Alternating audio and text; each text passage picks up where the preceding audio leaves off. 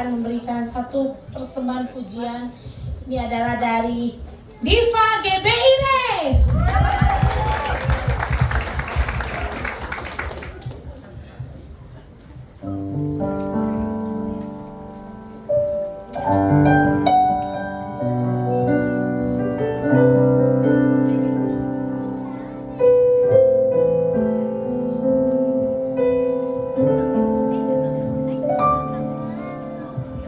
Telah kulihat bukti kasih-Mu, Kau menderita gantianku.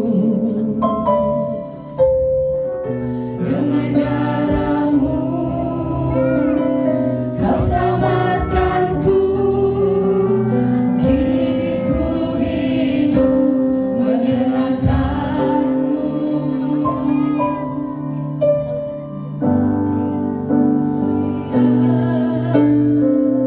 Bukti kasih-Mu, Kau menderita gantianku. Dengan darah-Mu Kau selamatkanku. Kini ku hidup menyenangkan-Mu. Terlalu besar kasih-Mu Bapa, pengorbanan yang Kau berikan bagiku. Terlalu mahal darah-Mu Yesus, tercurah untuk menebus hidupku.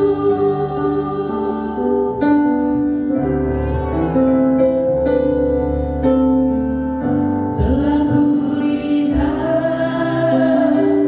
bukti kasih-Mu, Kau menderita gantianku.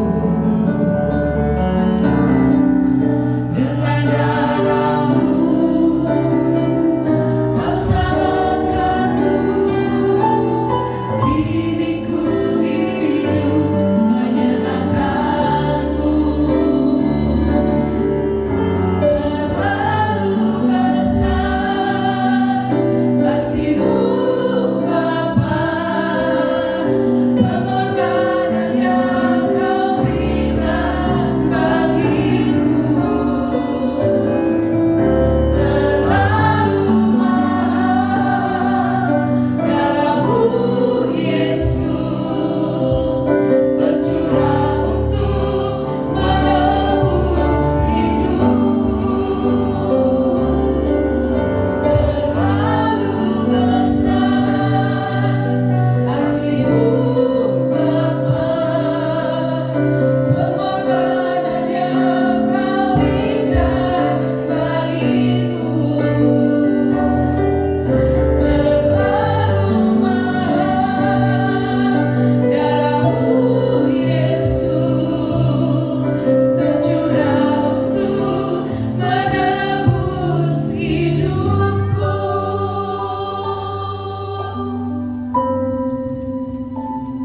Tetapi sesungguhnya penyakit kitalah yang ditanggung-Nya, dan kesengsaraan kita yang dipikul-Nya. Padahal kita mengira Dia kena tulah, dipukul dan ditindas Allah. Tetapi Dia tertikam oleh karena pemberontakan kita. Dia diremukkan oleh karena kejahatan kita. Ganjaran yang mendatangkan keselamatan bagi kita ditimpakan kepada-Nya, dan oleh bilur-bilur-Nya kita menjadi sembuh. Sungguh besar pengorbanan-Mu bagiku. Terlalu dalam untuk dimengerti.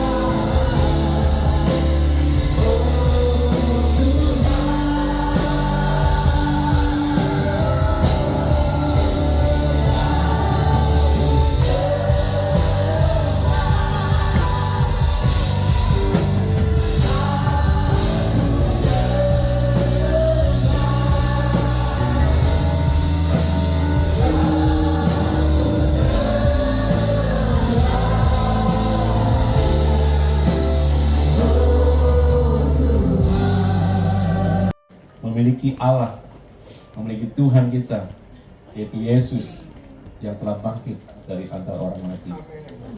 Sebab dia hidup, ada hari esok.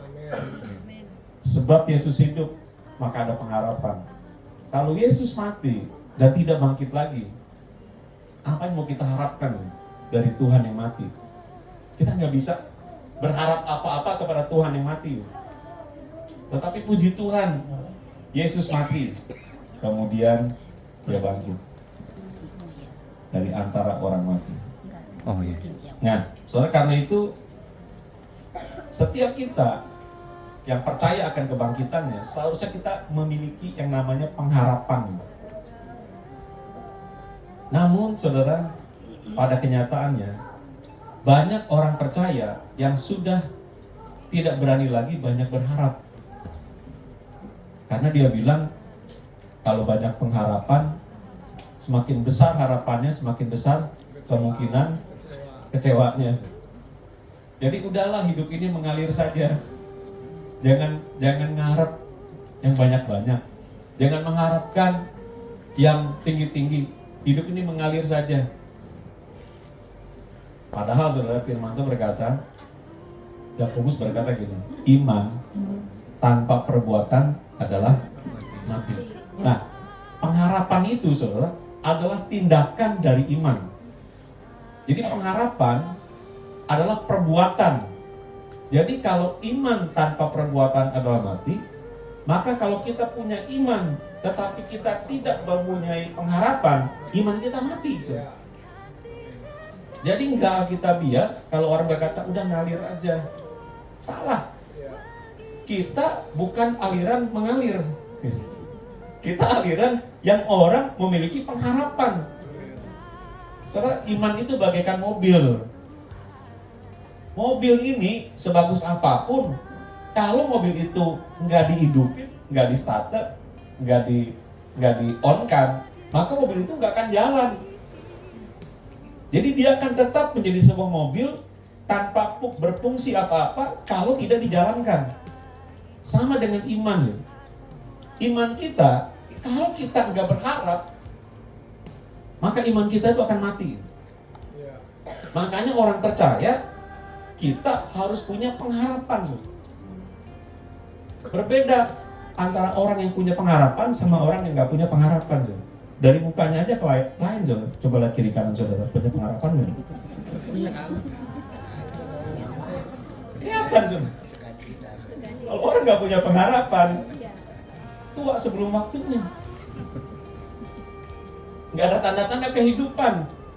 Karena apa? Nggak punya pengharapan. Tetapi orang yang punya pengharapan, ini adalah orang yang sesuai dengan kehendak Tuhan bagi setiap orang percaya. Bahwa setiap orang percaya harus memiliki pengharapan. Nah saudara, karena pengharapan itu begitu penting bagi kita orang percaya, hari ini saya ingin mengajak saudara dalam kesempatan Paskah ini, kita akan belajar mengenai pengharapan. Sehingga kita tidak usah takut lagi untuk kita berharap, karena kita semua dengan kebangkitan Yesus ini kita memiliki pengharapan. Mari kita lihat dulu saudara dalam 1 Petrus pasal 1 ayat 3 dan 4. 1 Petrus pasal 1 ayat 3 dan 4. Kita baca bersama-sama 1 Petrus pasal 1 ayat 3 dan 4. 1, 2, 3.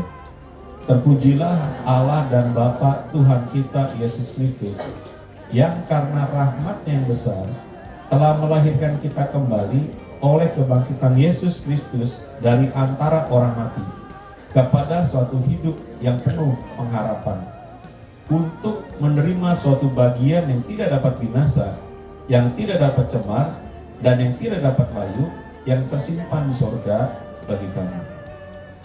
Tuhan nggak mengajar kita untuk kita diam aja terus menerima sesuatu. Yang Tuhan ajarkan apa? Mintalah, maka kamu akan diberikan. Carilah, maka kamu akan mendapatkan. Ketoklah, maka pintu akan dibuka. Semuanya kata kerja, enggak cicing wae. Gak diem aja. Kita berharap, tapi kita cuma berdoa, Tuhan kalau itu kehendak Tuhan, buka setiap pintu. Enak aja. Kalau Tuhan bukan kehendak Tuhan, tutup semua pintu. Tuhan gak mengajarkan gitu, saudara. Yang Tuhan ajarkan, cari yuk. Minta pada Tuhan, ketuk. Maka itu akan dibukakan bagi kita. Jadi ketika kita berdoa,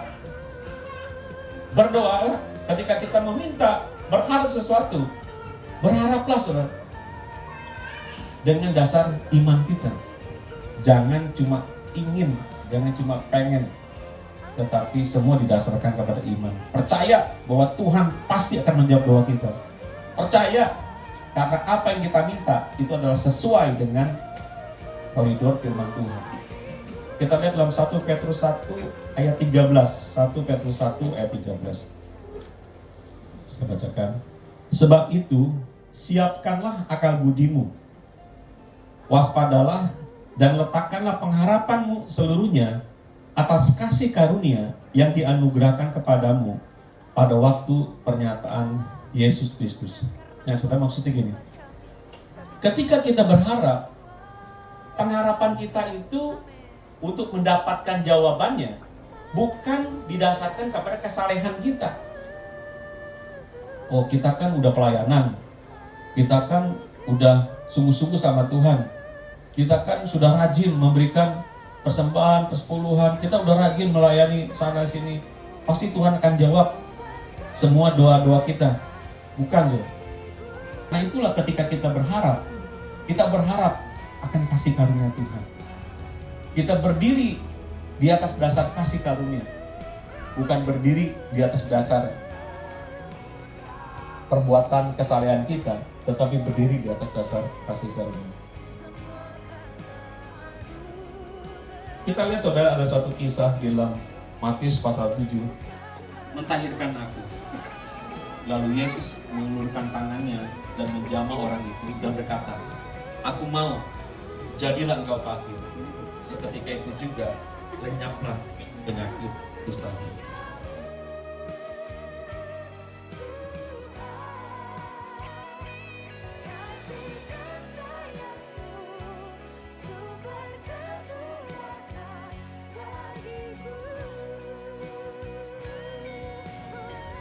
Apalagi Bapa yang di surga.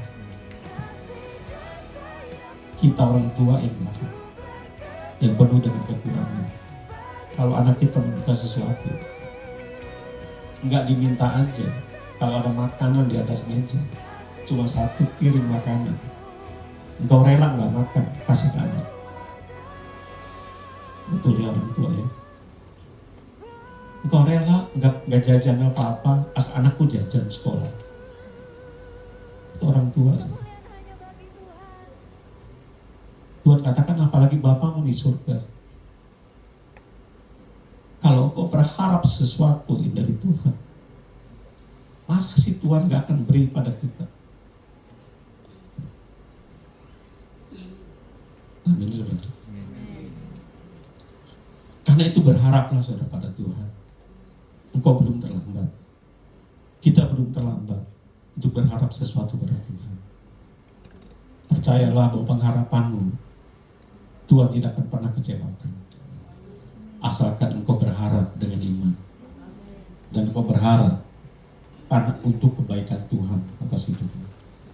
Aku masih punya Tuhan, punya pengharapan. Aku tetap beriman Tuhanku, Yesus kekuatanku, Yesus kekuatanku. Aku masih punya Tuhan.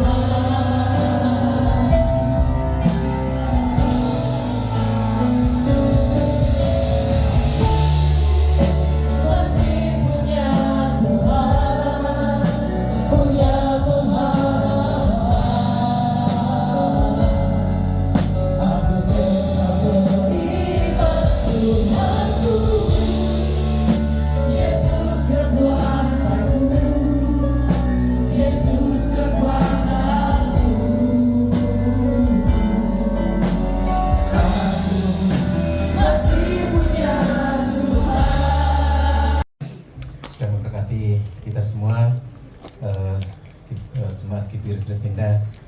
firman yang luar biasa. Tuhan terus berikan Bapak hikmat, pewahyuan, dan kemanapun Bapak melayani, Tuhan menyertai.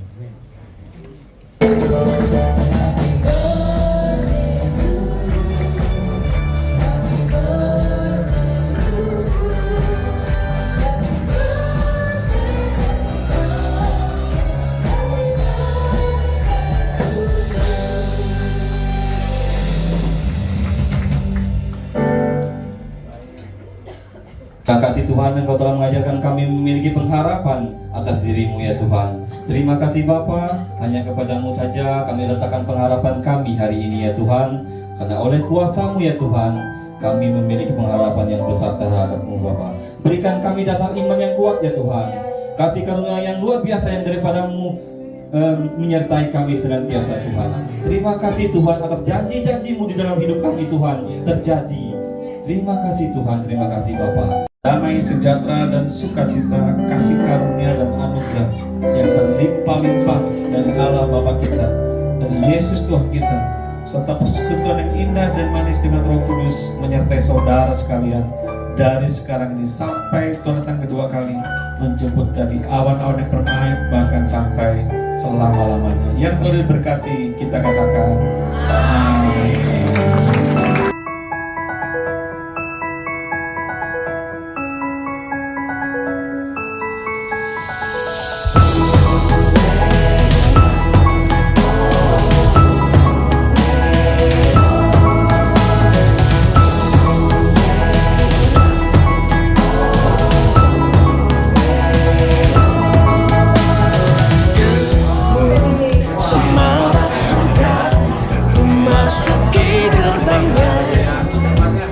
Bersyukurlah kepada Tuhan, membawa puji-pujian. Seluruh alam bergema, nikmati hari